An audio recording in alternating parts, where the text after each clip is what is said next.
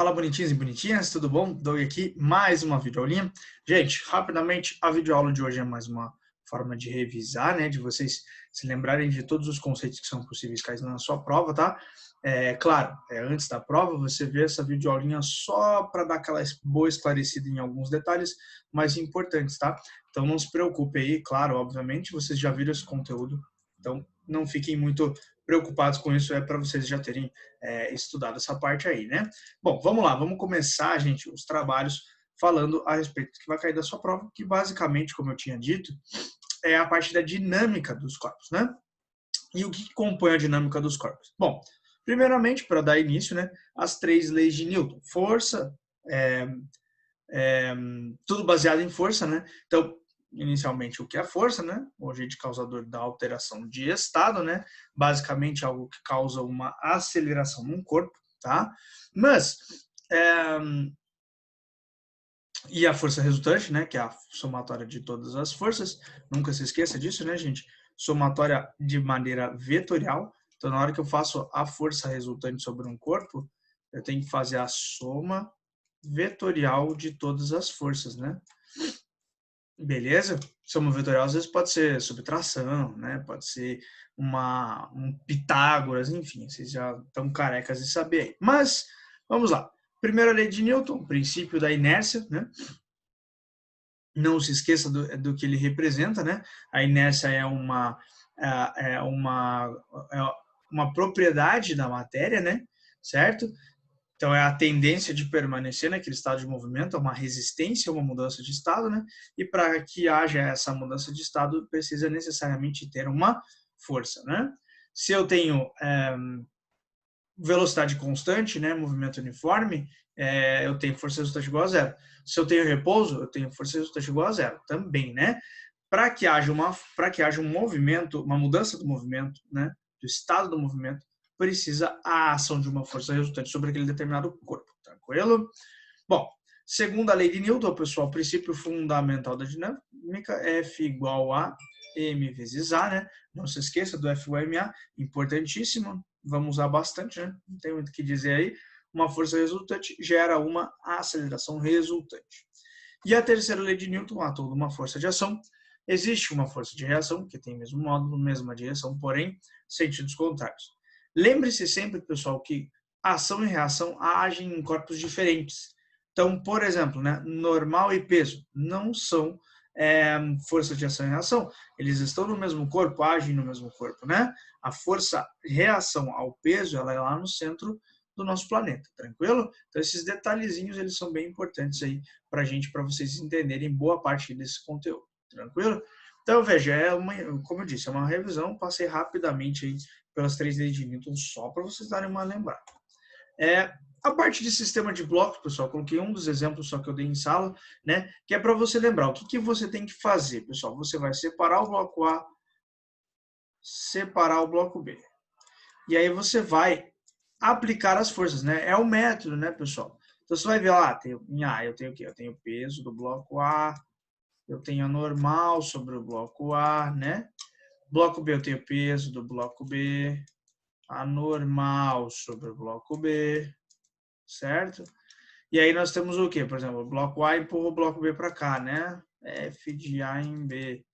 Então, o bloco B empurra o bloco A para cá, F de B em A. Elas são iguais, né, gente? Ação e reação. E daí você faz aquela relaçãozinha, né? Aplica F igual a MA para o bloco A. Força resultante, força F empurra ele para a direita, força FBA empurra ele para a esquerda, lembra? Isso é igual a massa apenas do bloco A vezes a aceleração que ele tem. Aí você faz as mesmas coisas para o bloco B. O que empurra o bloco B para a direita? O FAB. O que empurra o bloco A, o bloco B para a esquerda? Nada. MB vezes A. E para cima e para baixo? Para cima e para baixo acabam se anulando, né? Nesse caso aqui. Certo? Então, isso que você tem que ter noção. Você tem que lembrar como é que você faz essa análise. Claro, aqui eu mostrei uma análise rápida, né, pessoal? Porque a intenção aqui não é ficar mostrando N exemplos para vocês. Não, o importante é que vocês tenham estudado, mas é só para lembrar o que é necessário para fazer no sistema de blocos. F, faz a força resultante num, depois faz a força resultante no outro, acha a aceleração, enfim, Aí vai tratando com o sisteminha, né? É formado um sistema de equações lá. Geralmente de 2 equações, 2 incógnitas. Certo, pessoal? Então, assim, se for mais corpos, tem mais equações, mais incógnitas, obviamente. Não se esqueça, né? Aí você tem que lembrar, claro, que você tem peso, normal, tração, certo? Todas essas forças que a gente já conversou, você tem que lembrar o que é cada uma e como utilizar cada uma delas no teu sistema, tá? Tudo bem? Uma delas que eu deixei separada aqui é a força elástica, né? Porque a força elástica tem uma equaçãozinha diferente, que é o Kx, né? Onde K é a constante da mola, X é o... Lembre-se, gente, X não é o tamanho da mola, tá? X é o quanto ela se deforma, né? Se você estica 1 centímetro, apesar dela ter 10, ela fica com 11. Então, você esticou 1 centímetro. Portanto, a deformação dela é 1 centímetro. Sempre se atente às unidades do sistema, né, pessoal? E, assim, mas é mais uma força ali no meu sistema. Exatamente. É mais uma força no seu sistema. Lembre-se disso, né? A gente foi acrescentando tipos de forças lá para o teu sistema de corpos que a gente estava estudando. Então, se eu tenho uma força puxando para a direita e uma mola puxando para a esquerda, eu tenho a força F menos a força elástica, tá vendo? Você tem que ter noção de que a força elástica vai entrar como mais uma força no teu sistema para te auxiliar. E o bom da força elástica é que a gente tem uma fórmula para ela, né? Coisa que, por exemplo, tração normal não tem. Você tem que achar por relação lógica. Tranquilo? Plano inclinado, né? Que é mais um dos terrores aí. A gente tem que sempre decompor as forças de acordo com a direção do plano, né, gente? Então, o peso geralmente é decomposto ali, né? O Px e o Py, né? E o Px, pessoal, você vai achar por P vezes o seno do ângulo de inclinação, vezes o seno de θ. E o PY você vai achar por P vezes o cosseno do ângulo de inclinação do plano, que é o ângulo θ neste caso, tá? Então, sempre bem atento aí. Professor, depois que fiz isso, faço o quê? Aí você aplica o F igual a MA igual a gente tem feito, né? Beleza? Lembre-se, claro, né? Que P igual a M vezes G, né? P igual a M vezes G, peso igual a massa vezes gravidade. Já? Tranquilão, né? Seguimos. Outra força que é bem importante aí da gente entender é a força de atrito, né? Vocês já viram esses slides todos, né? Esse sistema, mas qual que é a ideia de força de atrito? Que ela impede o movimento do corpo, né, gente? Ela é sempre contra o movimento do corpo. Por exemplo, ao andar, a tendência tua é você esfregar o pé para trás, né? Só que o pé, por você ter atrito, o teu pé não vai para trás. Ele trava no chão e o chão acaba te empurrando para frente, né? Então tem que tomar um pouco de cuidado que o atrito ele vai ser sempre contra o movimento daquele determinado corpo, tá? Não quer dizer que ele não auxilie, por exemplo. O movimento do corpo como um todo é para frente, mas o movimento do pé é para trás, né? A força de atrito é contra o movimento do seu pé, mas você quer ir para frente, tá entendendo? Aí você utiliza esse movimento contra ele, a seu favor, essa força contra o movimento a seu favor, tá? Lembrando, pessoal, nós temos 2 tipos de força de atrito, o atrito estático e o atrito dinâmico, né? O atrito estático, a gente sempre calcula o atrito estático máximo do sistema, né? Nunca, com a equação, a gente nunca calcula atritos estáticos intermediários. Como assim atritos estáticos intermediários? Aquilo que eu sempre falo, você vai empurrar um armário, por exemplo, você começa empurrando o armário, tenta tirar ele do lugar, né, pessoal? Faz a força ali. Aí você não consegue mexer. Então, isso quer dizer que o atrito estático dele está igual à tua força. Quando você empurrar lá, ele segura aqui, certo? Não pode estar maior, porque se ele tiver maior, você vai empurrar lá, ele ia te empurrar aqui, e se empurrar o armário para lá, ele ia passar por cima de você. Não faz sentido, tá vendo? Então, o que acontece? Você vai empurrando, empurrando cada vez mais forte. Chega no momento em que você chega no atrito estático máximo, que a gente calcula por essa equaçãozinha. Quando você vence ele, nós temos o atrito dinâmico, né? Professor, é a mesma forma? É a mesma forma. O que muda? O Mi, né? Mi, o coeficiente de atrito dinâmico, ele é menor do que o de atrito estático máximo. Como está nesse gráfico aí, né, pessoal? A força de atrito vai aumentando conforme você vai aplicando uma força, até que você chegue no atrito estático máximo, né? Chegou no atrito estático máximo, você vence esse atrito estático máximo, ele passa a agir um atrito dinâmico, tranquilo? Lembre-se sempre que o atrito estático máximo vai ser maior do que qualquer atrito dinâmico devido ao coeficiente de atrito. A última partezinha aí que vocês têm que saber para a prova de vocês, pessoal, é a relação de dinâmica do movimento circular, tá? O que a dinâmica do movimento circular traz para nós aí na questão de estudo de vocês para a provinha, tá? Bom, o que você tem que lembrar da dinâmica do movimento circular, pessoal, primeiramente, é a força resultante centrípeta, né? Calcular a força resultante centrípeta. Lembrar que a força centrípeta ela é uma força resultante, não cai aí no conto do vigário de achar que ela é uma força que surge no sistema só porque ela está num círculo. Como é que eu calculo essa força centrípeta? É MA, só que a aceleração vai ser uma aceleração centrípeta, portanto, mv ao quadrado sobre r, né? É a equaçãozinha mais usada para você calcular a força resultante centrípeta de um corpo, tá? Gente, não se esqueça que você tem que fazer uma análise do sistema, né? Não adianta você ir lá jogar essa formulinha e achar que ela vai resolver todos os seus problemas. A força centrípeta, por ser uma resultante, nada mais é do que a situação que a gente fazia anteriormente. Você vai sempre utilizar em todos, não adianta, dinâmica é isso. Desenhar o corpo, desenhar as forças que você tem sobre o corpo e aplicar a equaçãozinha da força resultante sobre esse corpo, tá? Força resultante igual a massa vezes a aceleração, tudo bem? No movimento circular também, sim, é a mesma coisa, cara, não muda nada, tá vendo? O fato de ser circular ou não ser, não muda nada.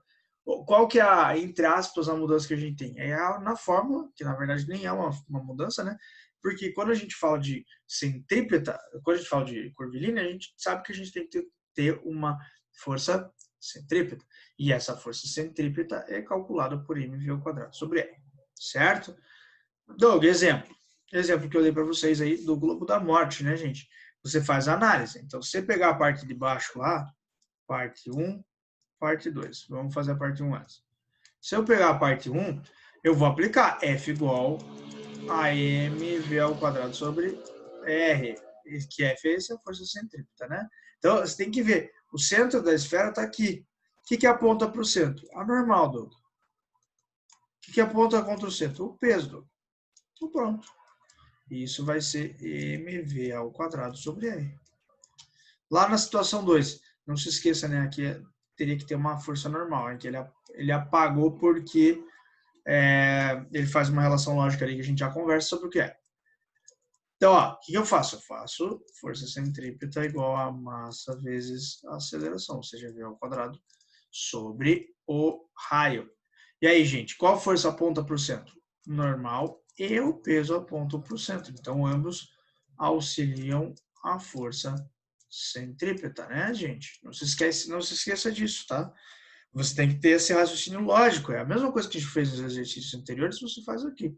Beleza? E aí, aqui eu ainda falei para vocês o negócio. Dá para você calcular a velocidade mínima para o cara fazer a volta. Como é que eu faço isso? Eu imagino que ele está quase perdendo o contato com o solo. Então, se ele está quase perdendo o contato com o solo não tem mais como empurrar ele. Então, a gente não teria uma força normal. E ficaria com o peso igual a mv ao quadrado sobre r, né? Peso é massa vezes gravidade, né, gente? mv ao quadrado sobre r. Como tem massa dos dois lados, você corta. E aí você chega numa velocidade mínima, né? Que você calcula pela formulinha raiz de R vezes G. Veja, eu não gosto que vocês decorem essa equação aqui, porque ela sai de uma relação lógica que eu prefiro que vocês consigam montar na hora de uma prova, seja na prova aqui que vocês vão fazer, seja na prova de vestibular, ou qualquer coisa do tipo. Eu prefiro que você monte essa equação, saiba chegar nela, porque nem sempre a questão vai pedir velocidade mínima, às vezes pode pedir a força normal, né? Certo? Então, toma um pouquinho de cuidado com essa parte aí, tá? E, para a gente fechar, pessoal, mais um exemplo aí, é a lombada e a depressão, né, pessoal? Que são situações nas quais você tem lá um carro, uma moto, sei lá, né?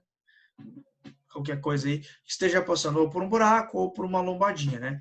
E aí, como é que eu faço o cálculo da força resultante, já que esses são movimentos circulares, né? Bom, você tem que observar, né?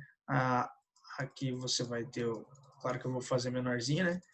aqui você vai ter o círculo. Então, o centro da circunferência aqui é para baixo e aqui é para cima.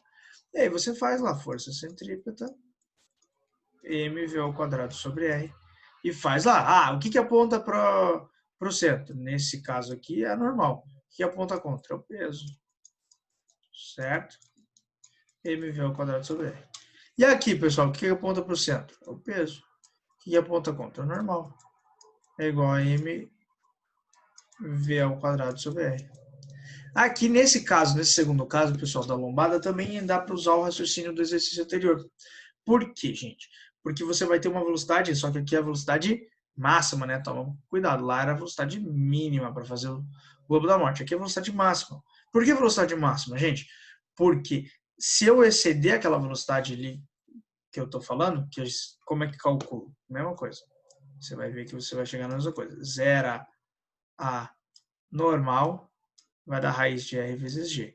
E o que significa essa velocidade?